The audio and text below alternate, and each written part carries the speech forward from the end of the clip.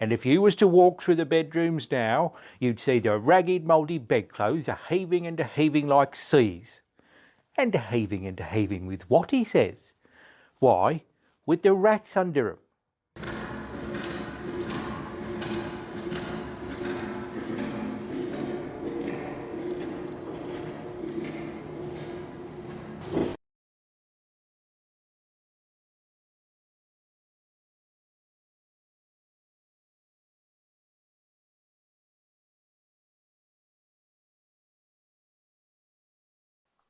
But was it with the rats? I ask, because in another case it was not. I cannot put a date to the story, but I was young when I heard it, and the teller was old. It is an ill-proportioned tale, but that is my fault, not his. It happened in Suffolk, near the coast, in a place where the road makes a sudden dip and then a sudden rise. As you go northward, at the top of that rise stands a house on the left of the road. It is a tall red brick house, narrow for its height. Perhaps it was built about 1770. The top of the front has a low triangular pediment with a round window in the centre. Behind it are stables and offices, and such garden as it has is behind them. Scraggy Scotch firs are near it. An expanse of gorse-covered land stretches away from it. It commands a view of the distant sea from the upper windows of the front. A sign on a post stands before the door, or did so stand, for though it was an inn of repute once, I believe it is so no longer.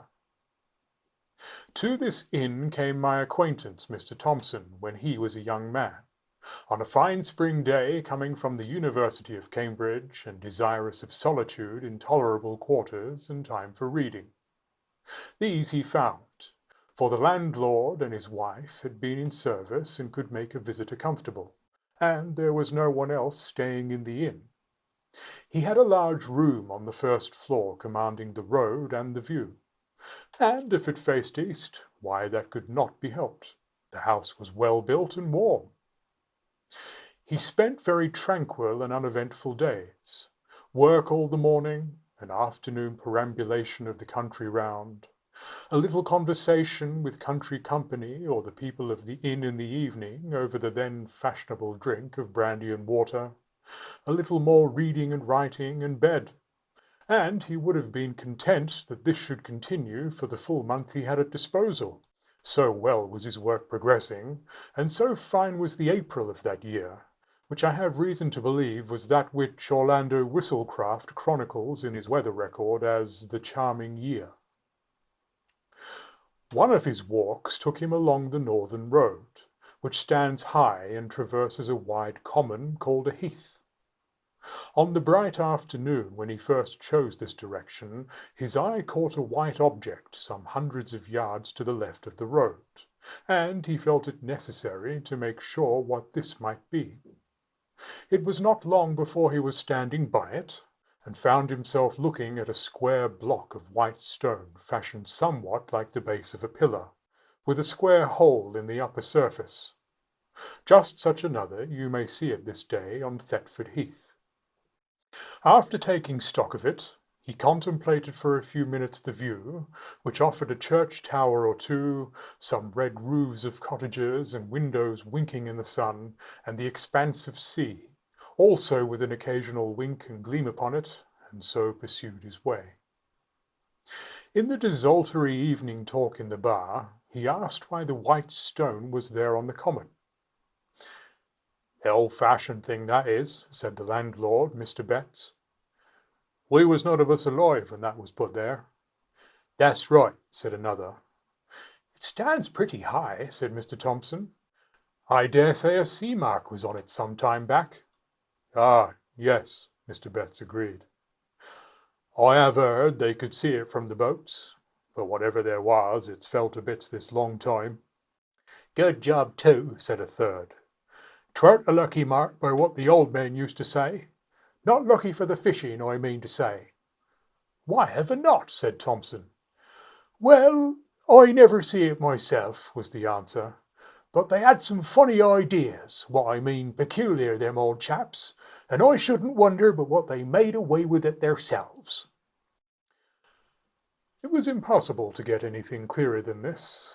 The company, never very voluble, fell silent, and when next someone spoke, it was of village affairs and crops. Mr. Betts was the speaker.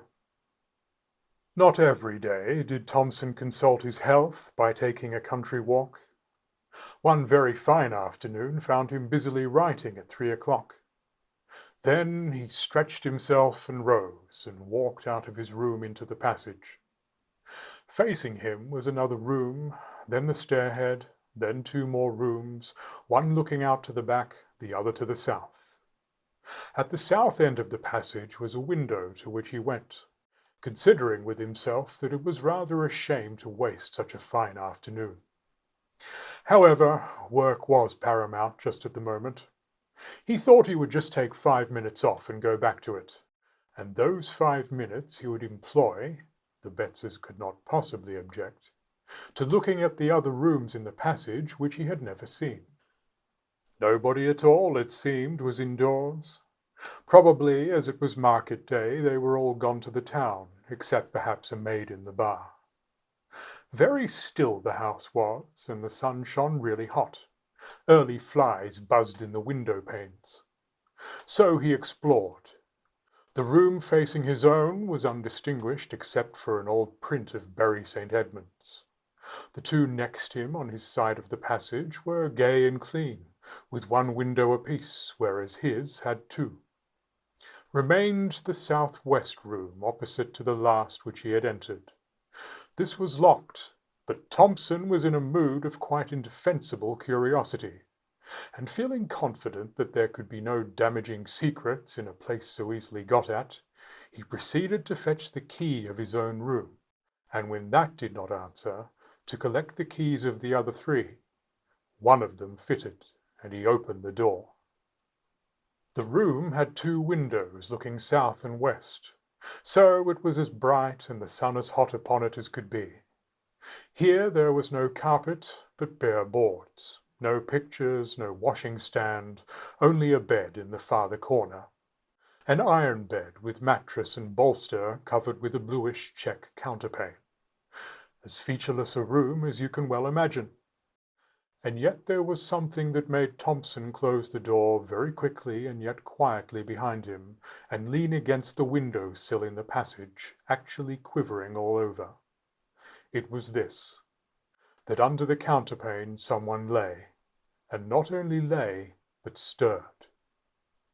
That it was someone and not something was certain, because the shape of a head was unmistakable on the bolster, and yet it was all covered, and no one lies with covered head but a dead person, and this was not dead, not truly dead, for it heaved and shivered.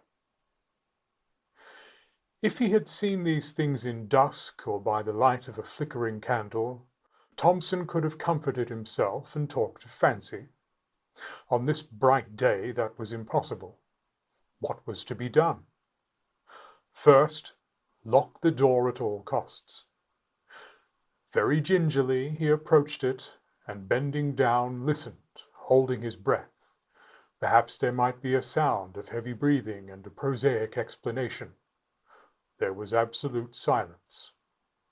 But as, with a rather tremulous hand, he put the key into the hole and turned it, it rattled, and on the instant a stumbling, padding tread was heard coming towards the door. Thompson fled like a rabbit to his room and locked himself in. Futile enough he knew it was. Would doors and locks be any obstacle to what he suspected? But it was all he could think of at the moment, and in fact nothing happened. Only there was a time of acute suspense, followed by a misery of doubt as to what to do. The impulse, of course, was to slip away as soon as possible from a house which contained such an inmate. But only the day before he had said he should be staying for at least a week more, and how, if he changed plans, could he avoid the suspicion of having pried into places where he certainly had no business? Moreover, either the Bettses knew all about the inmate and yet did not leave the house, or knew nothing, which equally meant that there was nothing to be afraid of, or knew just enough to make them shut up the room, but not enough to weigh on their spirits. In any of these cases it seemed that not much was to be feared, and certainly so far as he had had no sort of ugly experience. On the whole, the line of least resistance was to stay. Well, he stayed out his week. Nothing took him past that door, and often, as he would pause in a quiet hour of day or night in the passage and listen, no sound whatever issued from that direction. You might have thought that Thompson would have made some attempt at ferreting out stories connected with the inn, hardly perhaps from Betts, but from the parson of the parish or old people in the village. But no. The reticence which commonly falls on people who have had strange experiences and believe in them was upon him. Nevertheless, as the end of his stay drew near, his yearning after some kind of explanation grew more and more acute. On his solitary walks he persisted in planning out some way, the least obtrusive, of getting another daylight glimpse into that room, and eventually arrived at this scheme. He would leave by an afternoon train about 4 o'clock. When his fly was waiting and his luggage on it, he would make one last expedition upstairs to look round his own room and see if anything was left unpacked, and then, with that key which he had contrived to oil, as if that made any difference, the door should once more be opened, for a moment, and shut. So it worked out. The bill was paid, the consequent small talk gone through while the fly was loaded. Pleasant part of the country, been very comfortable, thanks to you and Mrs. Betts. Hope to come back sometime, on one side. On the other, very glad you've found satisfaction, sir. Done our best. Always glad to have your good word. Very much favoured we been with the weather, to be sure. Then, I'll just take a look upstairs in case I've left a book or something out. No, don't trouble. I'll be back in a minute. And, as noiselessly as possible, he stole to the door and opened it. The shattering of the illusion! He almost laughed aloud. Propped, or you might say sitting, on the edge of the bed was nothing in the round world but a scarecrow. A scarecrow out of the garden, of course, dumped into the deserted room. Yes, but here amusement ceased. Have scarecrows bare bony feet? Do their heads loll onto their shoulders? Have they iron collars and links of chain about their necks? Can they get up and move, if never so stiffly, across a floor, with wagging head and arms close at their sides, and shiver? The slam of the door, the dash to the stairhead, the leap downstairs were followed by a faint. Awakening, Thompson saw Betts standing over him with the brandy bottle and a very reproachful face. You shouldn't have done so, sir. Really, you shouldn't. It ain't a kind way to act by persons as done the best they could for you. Thompson heard words of this kind, but what he said in reply he did not know. Mr. Betts, and perhaps even more Mrs. Betts, found it hard to accept his apologies and his assurances that he would say no word that could damage the good name of the house. However, they were accepted. Since the train could not now be caught, it was arranged that Thompson should be driven to the town to sleep there. Before he went, the Bettses told him what little they knew. They says he was landlord here a long time back, and was in with the highwaymen that had their beat about the heath. That's how he come by his end. Hung in chains, they say, up where you see that stone what the gallows stood in. Yes, the fishermen made away with that, I believe, because they see it out at sea and it kept the fish off, according to their idea. Yes, we had the account from the people that had the house before we come. You keep that room shut up, they says, but don't move the bed out and you'll find there won't be no trouble. And no more there has been. Not once he haven't come out into the house, though what he may do now there ain't no saying. Anyway, you're the first I know on that's seen him since we've been here. I never set eyes on him myself, nor don't want, and ever since we've made the servants' rooms in the stabling, we ain't had no difficulty that way.